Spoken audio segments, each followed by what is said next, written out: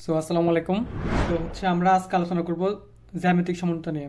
গত ক্লাসে আমরা সমানতা এবং সমানতার ক্লাসিফিকেশন, গাঠনিক সমানতা কয় প্রকার হতে পারে এবং তাদের বিস্তারিত আলোচনা করেছি।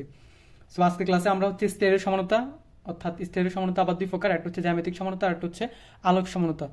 আজকে আমরা জ্যামিতিক সমানতা নিয়ে আলোচনা করব। দেন নেক্সট আরেকটা ক্লাসে আমরা আলোক সমানতা নিয়ে কথা বলবো। সো তোমাদের বইতে জটিল করে একটা সংখ্যা লেগে আছে, আমরা এই সংখ্যাটা দেখবো না, আমরা ব্যাপারটা বোঝার ট্রাই করবো ব্যাপারটা আসলে কেমন।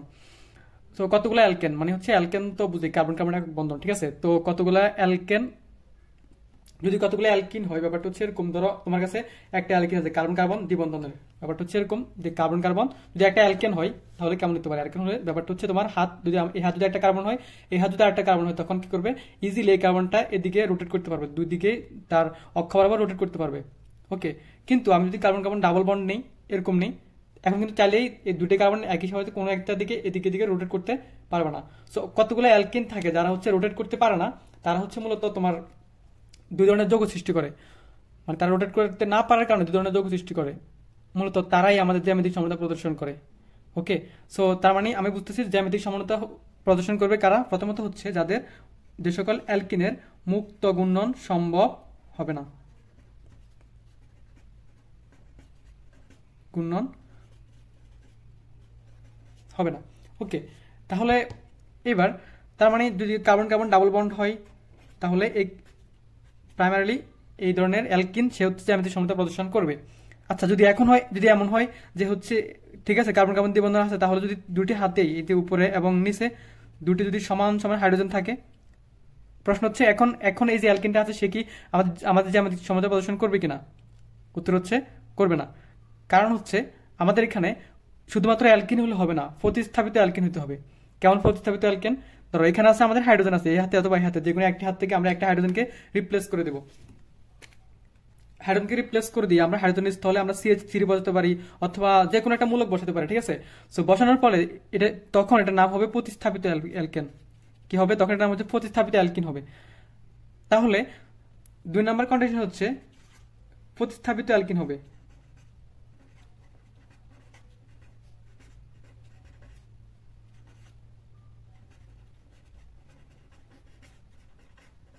ওকে, এবং কিছু চাকরিক যৌগ যারা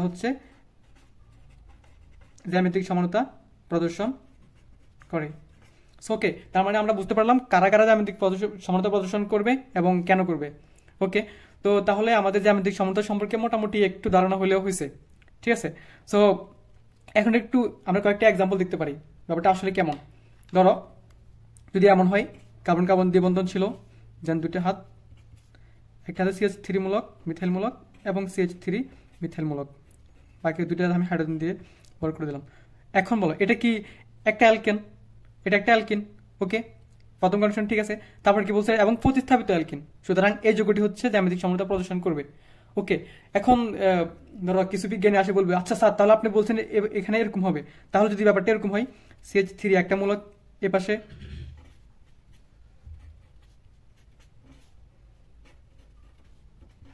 ঠিক আছে, এখন তাকে কি হবে? এটা প্রদর্শন করবে কিনা? ওকে, প্রশ্ন এটাও করবে। ব্যাপারটা তাহলে কেমন হলো দেখো। এখন যখন এ ধরনের কেস আসবে তখন আমরা কি করব, তাদের আণবিক বর অনুযায়ী বিভিন্নভাবে বলা যায়, আমি আণবিক বর অনুযায়ী করলে মনে হয় সব থেকে বেশি সুন্দর হয়, আমি এভাবেই করতাম। দেখো এটার আণবিক বর কত, যদি অবশ্যই হাইড্রোজেন থেকে আণবিক বর বেশি, তাহলে যার আণবিক বর বেশি আমরা এটাকে হাই দিয়ে ডিনোট করব, আর যার আণবিক বর কম তাকে আমরা লো দিয়ে ডিনোট করব। ওকে, তাহলে এ পাশেরটা আমরা আবার হাই দিয়ে ডিনোট করতে পারি, এ পাশেরটা আবার আমরা লো দিয়ে ডিনোট করতে পারি। ওকে, দেখো তো হাই দুটো একই পাশে আছে, সুতরাং এই ধরনের সমাণুকে আমরা বলবো সিস সমাণু। ওকে, এবার দেখো তাহলে এটা কি হাইটা, এটা হচ্ছে লো, এটা হচ্ছে হাই, এটা হচ্ছে লো। ওকে, তাহলে দেখো হাই হাই দুটো কোনায় আছে এবং লো দুটা কোনায় কোনায় আছে, তখন এই ধরনের সমাণুকে বলা হয় ট্রান্স সমাণু। বুঝা গেছে? সো তাহলে আমরা বুঝতে পারলাম আমাদের জ্যামিতিক সমতা কারা প্রদর্শন করবে, এবং আমরা দেখলাম যে জ্যামিতিক সমতা আবার দুই প্রকার হয়। একটা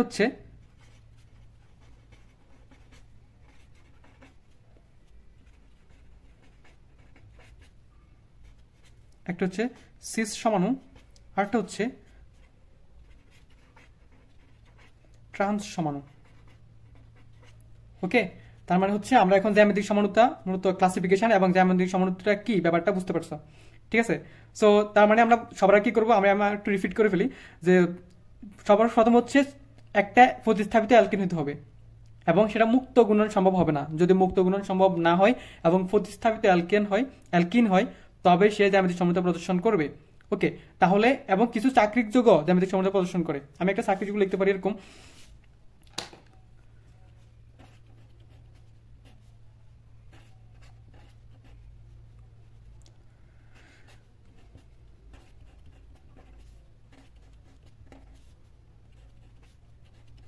ওকে, এটার নাম হচ্ছে 2,3 ডাইমিথাইল সাইক্লোপ্রোপেন।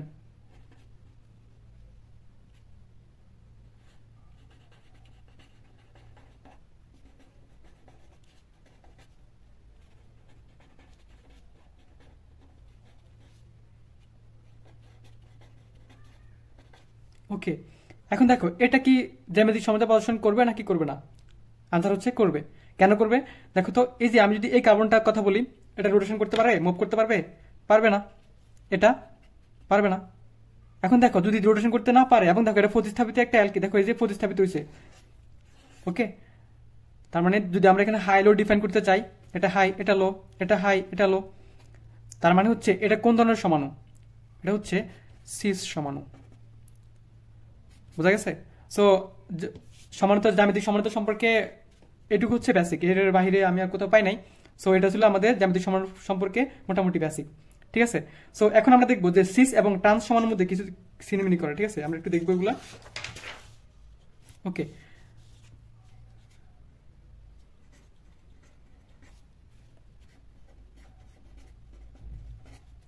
ওকে, তারা সিস সমাণু, তারা তাদের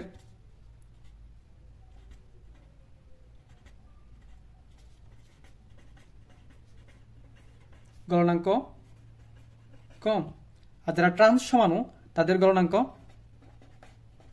বেশি। ওকে, ওকে, এটা হচ্ছে অ্যানহাইড্রেট সৃষ্টি করে।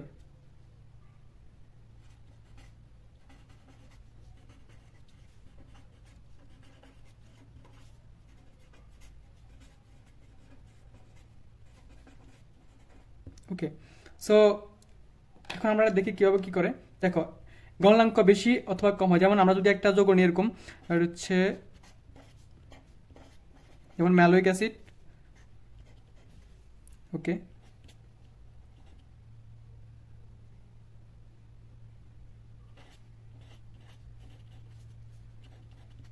ওকে, এটা একটা ম্যালিক অ্যাসিড।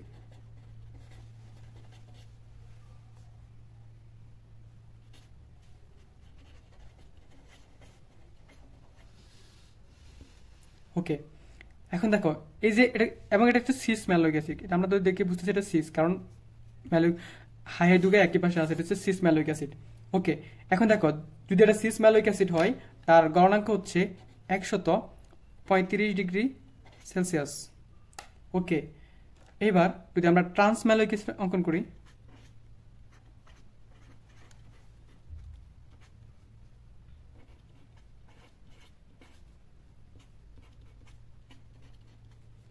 ওকে, এর নাম হচ্ছে ট্রান্স ম্যালোইক অ্যাসিড।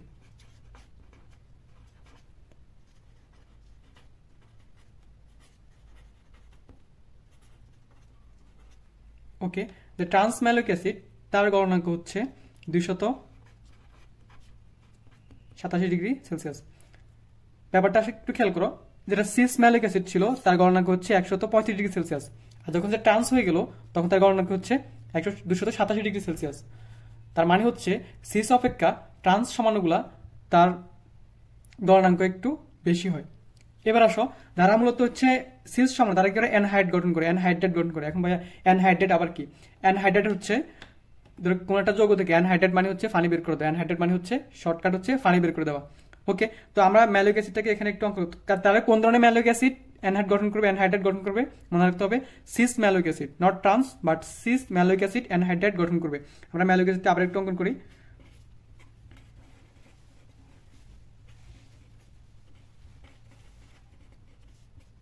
ওকে, ইহা একটা সিস ম্যালোইক অ্যাসিড।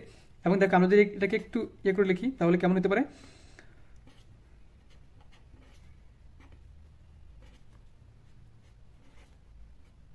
ম্যালোইক অ্যাসিড কিভাবে লেখা যায়, মানে COOH কে আমরা এভাবে একটু ভেঙে লিখছি আর কি।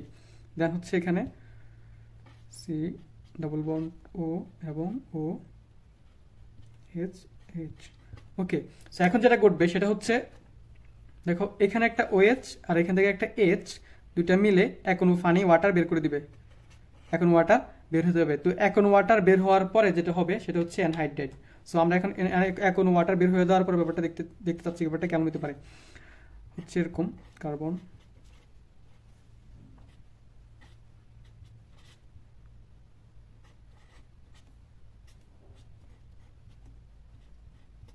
আর এটা হচ্ছে ম্যালোইক অ্যানহাইড্রেট।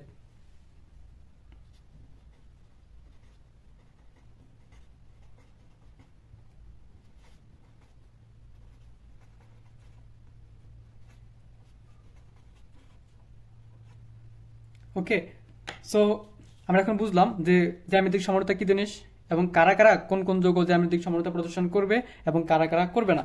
এবং ফাইনালি সিস এবং ট্রান্সের মধ্যে কয়েকটা পার্থক্য দেখে ফেললাম। যারা হচ্ছে সিস সমাণু তাদের হচ্ছে গলনাঙ্ক কম থাকে এবং তারা অ্যানহাইড্রেট গঠন করে। এখন যদি এখানে যদি সিস না হয় ট্রান্স হতো তাহলে তো নিশ্চয়ই এখানে ওই গ্যাস যদি পাশাপাশি থাকতো না, কোনা কোনা থাকতো, তাহলে তো এখানে অ্যানহাইড্রেট গঠন বা পানি বের করে দেওয়া সম্ভব হতো না। এই জন্য বলা হয় সিস সমাণু যারা তারা হচ্ছে অ্যানহাইড্রেট গঠন করে, আর যারা হচ্ছে ট্রান্স সমাণু তারা হচ্ছে মূলত আমাদের গলনাঙ্ক একটু বেশি হয়, তাদের গলনাঙ্ক একটু বেশি হয়। যেমন যদি হয় সিস ম্যালোইক অ্যাসিড তখন তাদের ক্ষেত্রে গলনাঙ্ক 125 ডিগ্রি সেলসিয়াস, আর যদি ট্রান্স হয় তখন হচ্ছে 227 ডিগ্রি সেলসিয়াস হয়। সো ওকে, তো এটা এটুকু পড়লে আমাদের এইচএসসি এবং অ্যাডমিশনের জন্য এটা খুব ভালো করে পাস করা যাবে, খুব ভালো করে। এটুকুই ছিল আমাদের বেসিক। ঠিক আছে, আমরা হাজার স্যার বই ফলো করতেছি, আর হচ্ছে ঢাকা ইউনিভার্সিটি রিটেনের জন্য এগুলো অনেক গুরুত্বপূর্ণ। ধন্যবাদ।